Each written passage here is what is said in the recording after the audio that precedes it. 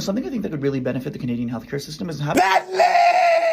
When we think about Canada, we often see it as the kind northern neighbor to the US, a place of acceptance, politeness, universal healthcare, and lots of snow. As a Canadian myself, I am no stranger to this discourse, seeing people constantly pat themselves on the back for being less backwards than the States, especially after things like the re-election of Donald Trump and Roe v. Wade being overturned. As a slightly less politically and economically aggressive capitalist Western nation, Canada, for the most part, has also had more agreeable foreign relations, and to many seems like the idyllic place to live. And while there are, in fact, many problems with Canada, one of the most notable ones of late is the fact that, well, people are really fucking openly racist. Between 2021 and 2023, Canada admitted record numbers of new residents, hundreds of thousands of temporary workers, students, and skilled immigrants, many from South Asia, particularly India. And while again, Canada likes to see itself as just like this inclusive haven of multiculturalism, built on the strength of the country's immigrants and acceptance, we're now seeing a sharp, scary increase in people just being like super openly and proudly xenophobic and racist against both new South Asian immigrants and South Asian people in general. Trudeau really f***ed the country up good. And the reasons for this racism usually boil down to one of 2 points. We're in a housing and job crisis. They're scamming us and taking our resources. Or they come here and don't want to assimilate. This is Canada, not India. You think customers are confusing? Wait until your own co-workers act like they never left India. The thing is, even though I would say most people are aware of this new wave of anti-South Asian hate, the second you call someone out on their slightly racist or xenophobic behaviors, there's always an excuse. It's always, I don't have a problem with South Asians, just the ones who don't want to assimilate. Or they just let too many in at once. And although as Canadians, we really seem to love separating ourselves from the States, while doing my research for this video, the amount of parallels I was able to make between strikingly racist and white supremacist US media and the current situation going on in Canada were shocking to say the least. So today in this video, we're going to take the time to unpack the historical and contemporary xenophobic and racist views towards South Asian Canadians, connecting real-life narratives of oppression and casual stereotyping to some of the most notoriously racist and xenophobic pieces of Western media. Because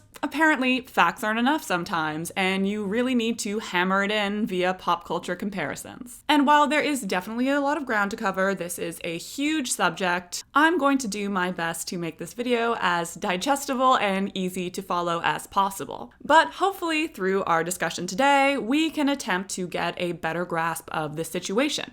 Why is this happening? How bad is this situation really? And how can we attempt to stop this evil trend of casual racism? But before we get into things, hi, I'm Emma Chang-Kredl. Welcome back to my channel. It's so lovely to have you here. As always, I just wanted to say thank you for your support. It means so much to me. If you want to continue supporting my channel, you can subscribe if you haven't already, leave a comment, like the video, share it with your friends, check out my Patreon, anything helps. But now, let's get into the video. The Season 6 episode of Black Mirror, Demon 79, is a fictional story based in the real-life political landscape of England in 1979, which saw a shift from the Labour Party to the Conservative Party under Margaret Thatcher. At the time, England was deep in an economic and housing crisis, and South Asian immigrants were oftentimes targeted and scapegoated for the country's problems. At the start of the episode, we follow Nita, an Indian woman making her way to her job. She gets dressed, walks to work, does her job as expected, all very standard stuff. Except for the fact that while working, she consistently receives hostility from customers and her coworker Vicky. When eating her lunch in the storage room, Vicky mentions the unpleasant smell of her food, calling her lazy for not wanting to help a known murderer find shoes. Everyone needs shoes, Nita. How about doing your job? During a break, Nita steps outside and sees Michael Smart, the Conservative candidate for the upcoming election, who states, Labour isn't working. Rubbish in the streets, crime on the rise, the character of your neighbourhood under threat. And And while rewatching this episode of Black Mirror, I was just shocked at how much the setup of this episode parallels what's going on in Canada right now, and I think offers us a really good jumping off point to understand the situation better. How did this all happen? How did we end up here? Well, during the COVID-19 pandemic, major labor shortages emerged in sectors like fast food, manual labor, and care work, jobs that are often low-paying, often exploitative, and hard to fill. To address this issue, then Prime Minister Justin Trudeau, under the Liberal Party of Canada, increased temporary foreign worker visas and encouraged more international students, many from South Asia, to come to Canada, promising work opportunities and even pathways to permanent residency in exchange for cheap labor and exorbitant tuition fees. And in many South Asian countries like India, Canada is often marketed as a multicultural haven with a lot of economic opportunities, which really helped to attract a lot of people. But when hundreds of thousands of South Asian people came to Canada in hopes of obtaining permanent residency, this shift in demographics really coincided with other big issues coming to light, such as a huge economic and housing crisis. But instead of, investigating systems currently in place that may have caused these crises, like the fact that the government doesn't invest in public housing, or the fact that wages aren't growing alongside the rising cost of living, the recent influx of South Asian immigrants became an easy scapegoat for all of the country's problems. And much like Michael Smart's campaign in Demon 79, which blamed the Labour Party for the UK's decline, implicitly linking this to immigration, the 2024 Canadian election cycle saw conservative, moderates, and far-right groups similarly target Justin Trudeau, explicitly framing his seemingly more relaxed immigration policies as the cause of Canada's economic and housing problems. While, to be fair, no one on either side of the political spectrum really fucked with Trudeau, this focus on immigration was particularly weaponized against him during this period. He has lost control of our border, lost control of immigration, lost control of our finances. And that is why today I am calling on the government to fix Trudeau's broken border. Between 2022 and 2024, Trudeau's Liberal government was supported by the left-leaning New Democratic Party, or the NDP, which gave some leeway in passing progressive policies. However, rising anti-immigrant sentiments combined with economic anxieties weakened the NDP's influence. In the 2025 election, the party lost significant power, leaving immigration and housing policies largely in the hands of more centrist and conservative leaders. And Mark Carney of the Liberal Party was elected as Canada's new Prime Minister. And while considerably less racist and openly xenophobic than his right-wing counterparts, Carney has never really done anything to remedy this rise in xenophobia and racism within the country. If anything, through his short time in office, he's only carried on this trend of scapegoating the South Asian community, capping residencies, and, quote, returning our overall immigration rates to sustainable levels, unquote. While much like Michael Smart in Demon 79, Mark Carney has never explicitly scapegoated South Asian immigrants for Canada's current issues, his policies and silence regarding this new wave of hatred speaks volumes. So now, what are we left with? A country in an economic and housing crisis, with an increasingly conservative government and a general sentiment of xenophobia towards South Asian communities. God, we are so much better than the US. But this wave of explicit hostility towards South Asian people, reminiscent of the microaggressions and xenophobia faced by Nita in Demon 79, might seem somewhat jarring if you buy into the Canadian myth of the utopia of multiculturalism. This isn't really anything new, as I explained in the introduction. The reality of the situation is that Canada is literally a country built on racism, aggressive assimilation, genocide, and xenophobia. White Canada forever. Much like the rest of the Americas, before European colonization, so-called Canada was inhabited with indigenous populations who developed their own cultures, customs, and shared various trading routes. That was, of course, until the 16th century, in which the French colonized the land before it was taken over by the British in the 18th century, a time which saw forceful assimilation and eradication of indigenous populations, effects that continue to impact these communities today. In 1867, the government made a huge effort to boost population numbers, But while most people coming to the country at this time were still European, there was also a pretty steady flow of immigrants from Asia. But European settlers did not like this at all, a fact that was made really evident through a number of truly racist laws being passed at the time, such as various Voters' Acts, which barred Asian and Indigenous people from voting in elections, or the Chinese head tax. In 1908, Canada passed the Continuous Journey Regulation, requiring immigrants to arrive directly from their home country,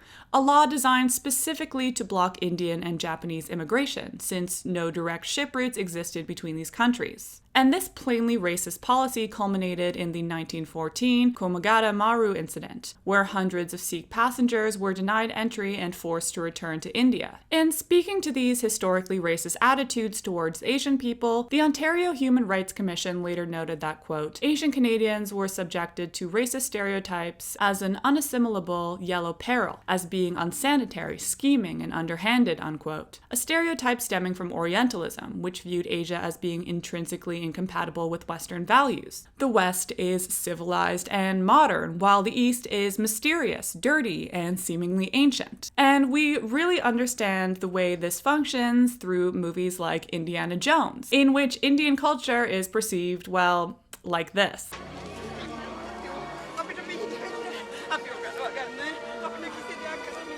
And what this early history reveals is that Canadian culture is just deeply rooted in the desire to create a civilized Western nation, which celebrates whiteness and either seeks to fix or condemn the supposed barbaric other. Every liberal that says to me, but Canada was built by immigrants. No, it was built by settlers. There's a difference. These attitudes were even celebrated in pop culture. For example, the sheet music for the song White Canada Forever was a bestseller at the turn of the 20th century. White Canada forever. White Canada forever. And while revisiting the history of anti-Asian sentiments in Canada, I couldn't help draw similarities to probably the most notorious piece of racist media in North America, one that still haunts the legacy of America today. Yes, I'm talking about Birth of a Nation. D.W. Griffith's Birth of a Nation is such a cursed relic of US history, and to this day is still widely recognized for pioneering a lot of filmmaking techniques that are still used to this day. Like, even in my film school days, we were still studying the technical achievements of this film. But do you know what else this film achieved? Glorifying white supremacy so hard that it literally reinvigorated the presence of the KKK in America.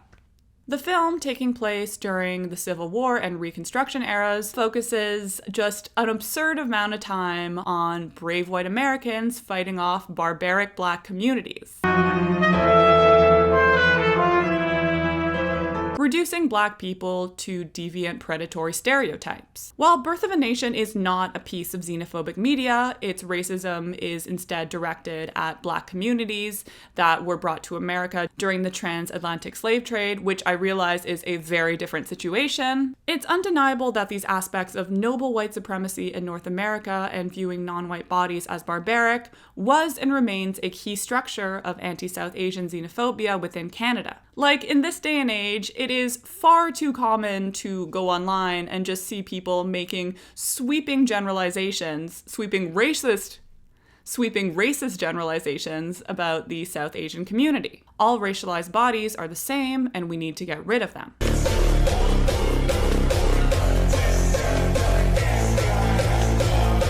In one of the most infamous scenes in Birth of a Nation, a black man enamored with a white woman attempts to essay her, chasing her around before the brave and mighty KKK fights him off. And while revisiting the scene, I couldn't help but draw parallels to a situation that happened in my very own community just this summer. I live in Park X, a working-class immigrant neighborhood in Montreal that, since the 1970s, has seen a steadily growing South Asian population. The neighborhood also borders Park Jarry, a large community green space with recreational areas, and most importantly for our discussion, an outdoor pool. In the summer of 2024, a Reddit thread was posted to r/Montreal, in which a woman spoke of an uncomfortable situation she faced at Jarry Pool, in which a man invaded her personal space and acted in a creepy way. But while the original poster never mentioned the ethnicity of this man, this thread quickly spiraled from valid complaints about men invading personal space into just like straight up racial stereotyping, commenting things like Canada like India 2.0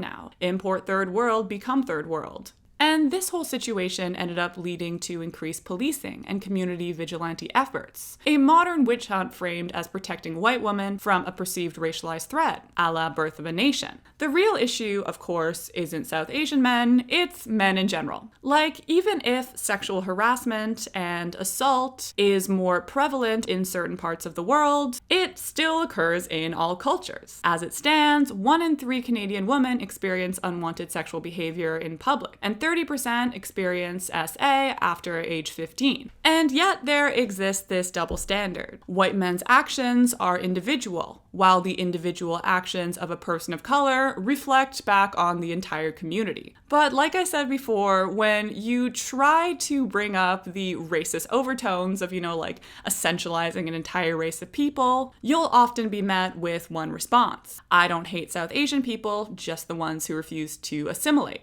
A concept that brings us nicely into our next discussion of a horribly racist American film. How many swamp rats can you get in one room?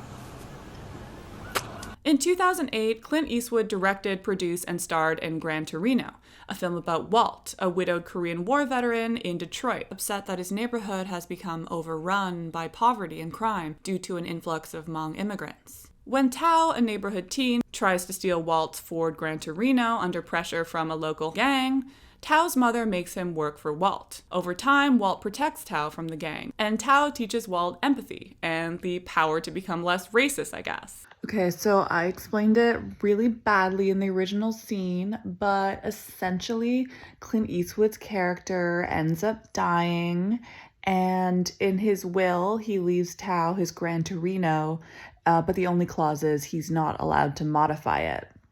And while this film wants to present itself as a critique of racism, it's just like steeped in xenophobia. Similar to Birth of a Nation, the film frames the racial other as inherently dangerous, but this time with a twist. Walt learns to care for a select few, implying that some immigrants are redeemable if they conform to white expectations. But the idea of what it means to modify culture, at least in a Canadian context, is a bit complicated. While the US and Canada are both widely understood as being multicultural countries, there is one way in which they differ greatly. The US is considered to be a melting pot in which people of all backgrounds come together to embrace one unified culture. Canada, on the other hand, supposedly exists as a mosaic, in which people of all nationalities are able to coexist and preserve their cultural heritage, unity and diversity. Definitions of integration and what it means to preserve one's own heritage are, in practice, heavily filtered through a lens of whiteness. Positive recognition often depends on whether individuals or communities fit perceived Canadian norms, aka fitting into white Western culture. And much like we learned from our discussion of Birth of a Nation, even perfect integration can be hard to achieve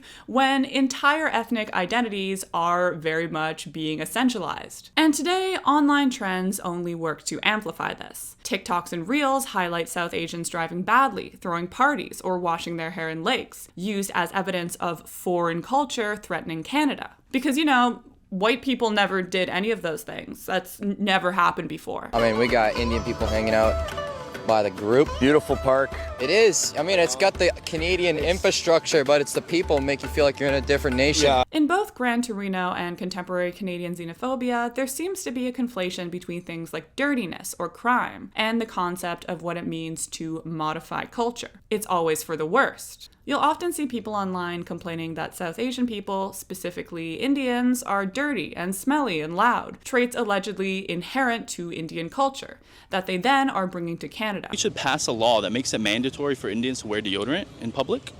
For anybody. Why are you asking these questions to us?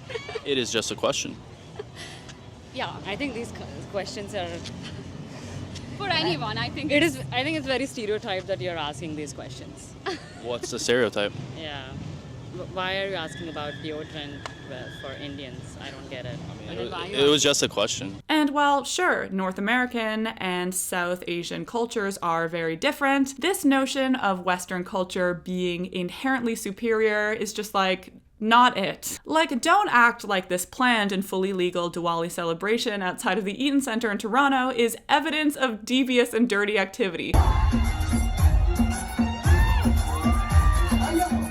One area where this rise of xenophobia has affected South Asian communities is through growing divides between certain older immigrants and newer generations of immigrants. During the 1970s and 1980s, immigration was slower, and there were fewer South Asian communities, meaning assimilation wasn't just expected, it was often necessary for success. The immigration process itself was selective. Many South Asians who immigrated in the 1970s and 80s were doctors, engineers, or other professionals, people who were already positioned to succeed better socially and economically. And although xenophobic and racist attitudes in Canada never truly disappeared during this time, it was definitely a lot quieter. In researching for this video, I spoke to my friend Shania, a second-generation Sri Lankan Canadian who grew up in Mississauga, a part of the Greater Toronto Area, or the GTA, known for its large presence of racialized communities. And in our conversation, Shania shared with me some of her parents' experiences immigrating to Canada in the 1980s, which I would love to share with you right now. Hi, I'm Shania. My family is Sri Lankan. They immigrated to Mississauga, Ontario in the late 80s. It was definitely kind of like a fish out of water experience for them. Like they, saw snow. They arrived in Canada like December 24th. So it was like, Christmas Eve. They arrived to, snow, and that was like their first time seeing snow. My dad, I remember when he started like working, he worked in retail, and he would have to like take the bus because he didn't have a car at the time. So he like would slip and fall like multiple times. And like when he was like traveling to work or like, getting into work, and eventually his coworkers would be like, you need to get winter boots. Like that's a thing that you need to do when you live in Canada. And he was like, oh, true. I need to like invest in proper gear. And then he didn't know that like jobs could like let you leave on vacation. Like that wasn't a thing when he grew up in Sri Lanka. So when his boss told him that that was something he could do, he was also kind of like, oh, that's a surprise. Like a vacation from like work was until he came to Canada as well. My mom told me was that she also worked in like retail when she started off working in Canada. And she told me that people would kind of come up to her and be like, wow, your English is so great. Like despite the fact that she's from Sri Lanka. When she tells me that that was something she experienced, she kind of like gets frustrated or pissed, and she's like, she would always be like, oh, like in her mind she'd be like, what do you mean my English is great? Like it was like we learned it in school. It's like not my first language, but I know how to. But I think that in like 1988, when they immigrated to Canada, I don't think there were as many Sri Lankan or Indian or South Asian folks that were in the GTA at the time they immigrated. So I think it was just like a different experience than it would be now. But I definitely believe that if they were to speak about it, they would say that the general public, I think, is a lot worse about immigration now, of course, in Canada than they were in the 80s. I think like they were kind of like helped out a lot by either like their family here in Canada that like helped them kind of move in here, or like by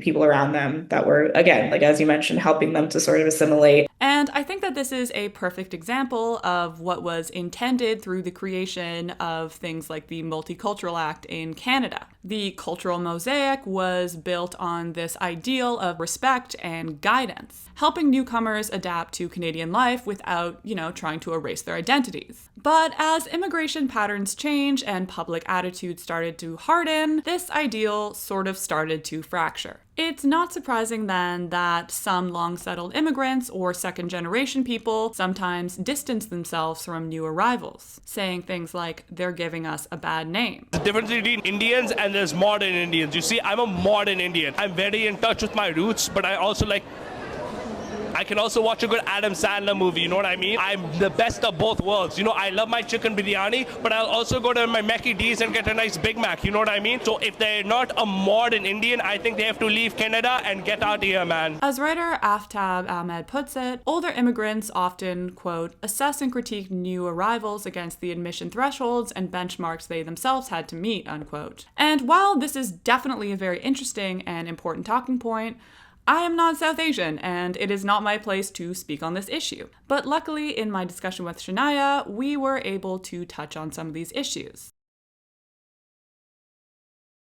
She was kind of referring to immigrants who have immigrated 15 years ago or earlier are talking down immigrants today. And she talked about how it was unfair. And at the end of the day, that trying to sort of act as though you're better than them isn't feasible or kind at all. If you're trying to be closer to whiteness by talking down on immigrants who come into this country nowadays and try to build a life, it's not going to help you at all, either now or in the long run. Because at the end of the day, I think whiteness kind of views everyone as in the same. Because I have a cousin who literally kind of spoke down on Indian immigrants in Brampton recently, and she's Sri Lankan. I felt that was absolutely unfair, and she would talk to me and my parents about it, and we would kind of secretly judge her because at the end of the day, she is brown skinned. When a white person looks at a brown person, I just assume that they would assume that they were Indian as opposed to Sri Lankan or Guyanese or from Trinidad or anything. But at the end of the day, I don't understand why people from other ethnicities talk down Indian immigrants, because I feel as though we're all in the same kind of space together, being called an immigrant. No one cares that you've been in Canada for 15 years. You could have been assimilated here for years. At the end of the day, we're still immigrants. And while hearing Shania speak on this issue, I couldn't help but think about the model minority myth and the ways it has very much shaped our understandings of South Asian communities within Canada. So let's get into that right now. During the boom of Asian immigration in the 1970s and 80s, South Asian immigrants sometimes fell into familiar stereotypes. They were recognized for being hardworking, polite, willing to integrate. In this sense, South Asians in Canada, especially during this time, were very much framed through the lens of the model minority. But this framing of immigration really creates two major problems. First of all, this erases any potential issues immigrants might face by kind of flattening them into this narrative of economic success. And secondly, it creates impossible standards that pit racialized communities against each other, rewarding those who conform most closely to whiteness and punishing those who don't. This vision of South Asian identity really reduces the South Asian body to its labor value, its usefulness under capitalism. As Peak Webb explains in this article in The Peak, quote, "A person's value is not equivalent to how hard they work or how much they could potentially contribute to society. Immigrants typically need to work hard out of necessity, but their value shouldn't be defined by that.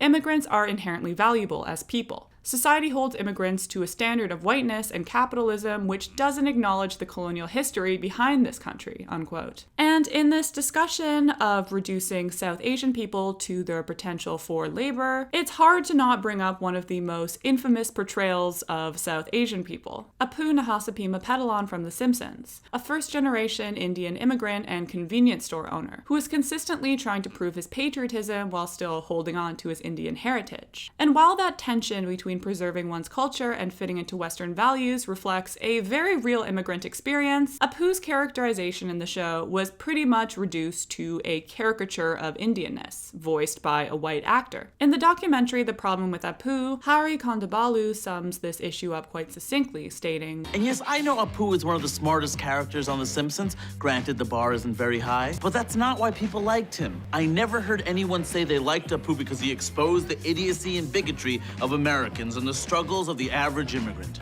No, it was just, I love Apu. That voice is hilarious." And this Western understanding of characters like Apu highlights the ways in which South Asian individuals are at once both valued and devalued. They're acceptable when they're funny, unthreatening, and useful, but we don't search for complexity beyond that. Another famous example of South Asian stereotyping in popular media would, of course, be Raj from The Big Bang Theory, a nerdy Indian-American scientist who is canonically socially awkward around women. He's hardworking and unthreatening. Characters like Apu and Raj really work to reinforce a template of acceptable South Asianness. Apu in particular works to support this idea through his job. As a convenience store owner, he works hard to serve his white American neighborhood, and functions as a support figure who keeps systems running and never challenges them. But you know who also works to serve their North American neighborhoods and function as support figures to keep the capitalist system running? The workers of Tim Hortons. The South Asian workers at Tim Hortons, who are apparently just hell-bent on stealing jobs from teenagers. God, okay, let's talk about this. Hi, can I drop off my resume here? Get in line. Yes, what can I get for you? Can I get one medium double French vanilla, 1 sugar, 2 cream, please? People have just not shut the fuck up about this idea that South Asian people are invading Tim Hortons and stealing jobs from people. If you don't know about Tim Hortons for some reason, the context is kind of important, so let me just quickly break it down for you. Tim Hortons is a chain of truly shitty coffee and donut shops, but symbolically, it's so much more than that. Since its opening in 1964, Tim Hortons, originally opened by ex-hockey player Tim Horton, has pretty much become one of the biggest symbols of Canadian nationalism. Going to get a double-double in an old-fashioned with a friend after a hockey game, bringing a box of Timbits to share with your classmates at school. Tim Hortons, in many ways, have become a nostalgic staple in the minds of many Canadians. That being said, working at Tim Hortons is also not a glamorous job. Pay is horrible. Many people call out management and workplace culture as being toxic. People come and go all the time, leading to a lot of understaffing and overscheduling. Basically, nobody wants to work at Tim Hortons. And the thing is, the company is very aware of this. In an article by The Breach, Mitchell Thompson explains that, quote, "The owners of Tim Hortons are warning shareholders that union organizing and campaigns advocating for living wage for workers could threaten their business model and shareholder profits, according to company documents. Even though the company made, quote, $5 billion in revenues last year, $750 million in profits, and large dividends flowing to shareholders that are nearly twice as high as they were in 2015, unquote." So in order to keep labor costs low, Tim Hortons has increasingly relied on workers from the Temporary Foreign Worker Program or students on student visas in order to fill these jobs. And one thing you have to realize is that when you come to Canada on the Temporary Foreign Worker Visa, your status living here is like 100% tied to the company that sponsored you. You can't leave or change jobs, or you literally have to leave the country. Therefore, it's kind of hard to complain about things like working conditions or pay if your entire life in Canada depends on this job. In a way, Tim Hortons has really become the perfect symbol of this new wave of xenophobic anxiety. It's a brand people feel really nostalgic about. So when Canadians walk in and mostly see brown people working behind the counter, they see it as an invasion.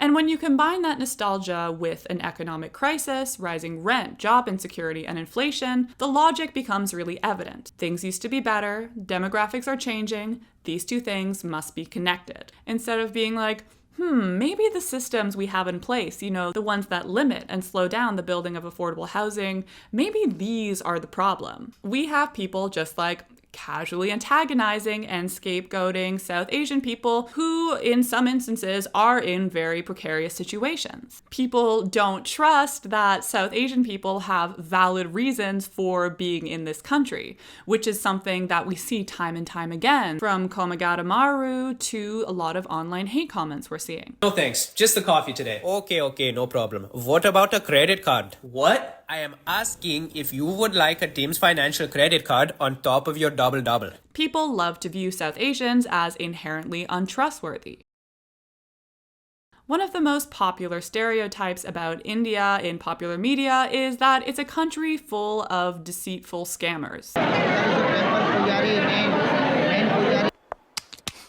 Jiminy cricket. Ooh, expired ham.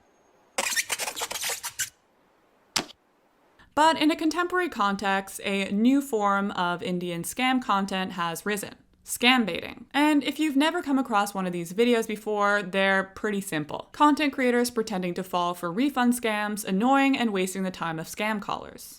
What? Do not redeem the cards! Yes, I'm redeeming the cards! I'm redeeming the cards! Okay?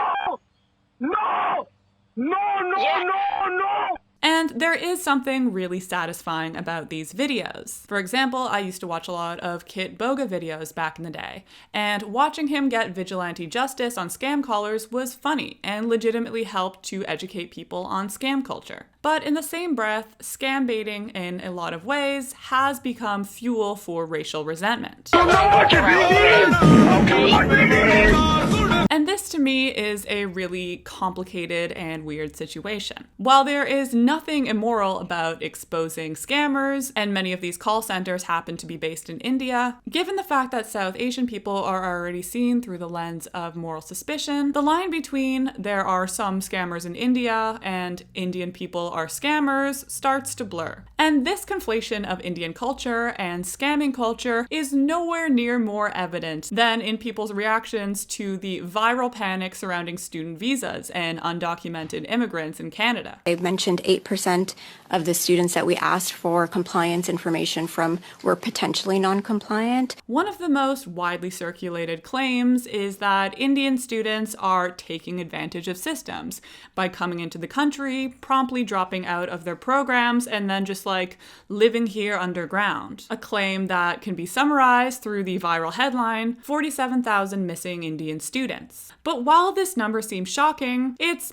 also really misleading. The fact of the matter is, only about 20,000 of these students were Indian, and many were still legally working and living in Canada, but facing bureaucratic delays or switched schools. Of course, there were also those who fell victim to diploma mills, another huge talking point. Predatory fake colleges that sell prospective students fake degrees and enrollment letters for huge prices. Once these students on visas enter the country, they soon realize that the schools that they paid so much money for are either fake or barely functional. And of course, while some people probably saw this as a loophole to get into the country. Do you want to know why Indians are getting so much hate in Canada now? It's because more Indians have come to Canada in the last 5 years than the last 100 combined. And they're all coming as international students. Great. They're all studying at schools that are legitimate? No. 94% are studying at community colleges and these diploma mills for certificates. Like Anderson College, that used to be a Walmart, and then they made it into some diploma mills. The vast majority of people here, because of diploma mill scams, were victims of scams. You also have people complaining that once these students are done with their degrees, they should immediately go back home, when the fact of the matter is there have always been visas put in place for recent graduates. And further, Canadian schools were literally being marketed as a pathway to get PR. And while coming to Canada and paying for a degree, fake or not, is expensive on its own, the challenges of moving to a new country and building a new community is an immense amount of work. So this notion that someone who is working, contributing to the economy, trying to maintain communities and families is scamming is just stupid. I get it. People are upset about the housing market and job market crises in Canada. But the fact of the matter is, focusing so heavily on immigration is just going to hurt everyone. Because no matter how much you limit immigration, how much you deport people, these issues are still going to be there. Now, in this section, I wanted to go way more in depth into the housing crisis, but as it stands, it's already a really long and dense video. So what I'm going to do instead is link this super helpful article from The Breach that really effectively lays out the issues at hand, which I definitely suggest you check out for more context. It's hard to find a job. Do you want to know why it's hard to find a home? Do you want to know why it's hard to get to a hospital or to see a doctor? Because we're importing too many people too quickly for the wrong reasons, and we don't have the infrastructure to support them. In this difficult economic and housing situation, many Canadians are very concerned with their own circumstances, which in turn I feel kind of creates this implicit lack of empathy towards others who are also struggling, specifically here, the immigrant community, on the grounds that they're not real citizens.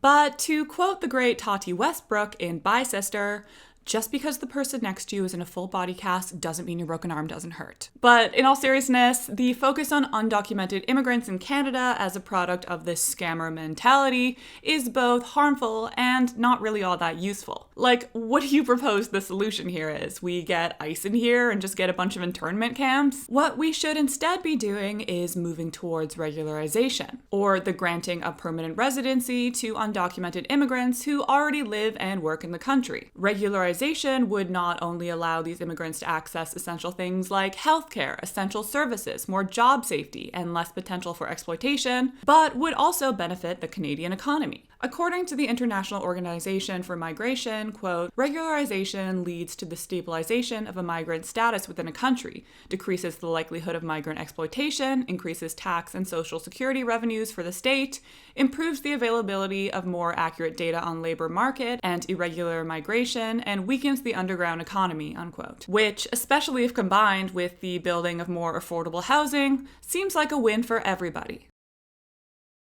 In this video, we covered a lot of topics: the xenophobic and racist history of Canada, the model minority myth, and a variety of stereotypes portraying South Asian people as dirty and deceitful. And what really ties all these ideas together, to me, is a white nationalist fear of being overpowered. One that shows up in anxieties surrounding finding affordable housing, experiencing harassment, or, I don't know, trying to get a job at Tim Hortons. At the beginning of this video, we explained that we are now entering a new period of Canadian sentiments marked by increasingly conservative views, which in turn will only strengthen xenophobic views and draw attention away from real systemic issues. While we might be flooded with news headlines and content scapegoating South Asian people, it's so important that we really take a second to look past this misinformation, get actually informed, and to not buy into stereotypical generalizations about South Asians. To, firstly, be an ethical person, and secondly, to actually get to the root of these very real issues. Since the announcement of Carney taking over as leader of the Liberal Party, he has been celebrated by a lot of Canadians for his no-nonsense approach for fixing the Canadian economy and for battling it out with Donald Trump in the trade wars, all while parading around the importance of multiculturalism in Canada. But while Carney is heralded by many as the man who is supposedly going to save Canada, it's important for us to remain vigilant and to really try to understand where he stands on issues like the housing crisis and immigration. We started off this video discussing the Black Mirror episode Demon 79 and the ways in which the episode's political landscape mimics that of contemporary Canada. And I thought it would be appropriate to look at one more scene from this episode to kind of bring everything to a close. In one scene, Conservative leader Michael Smart, who we saw before, visits the shop and is assisted by Vicky, Nita's xenophobic coworker. When inquiring on who Vicky will be voting for, she states that her vote will be going to the National Front. National Front for me. Don't like how things are changing around here. My aunt, she's been in Cheatham 20 years. Now she's got them living either side. We've not got a pot to piss in. So why should we share with them who don't belong? Smart replies by explaining, They're too overt. People feel it's, bad manners. You know why I don't print Stop Immigration in gigantic letters on my campaign literature? Because look at me. Look at me.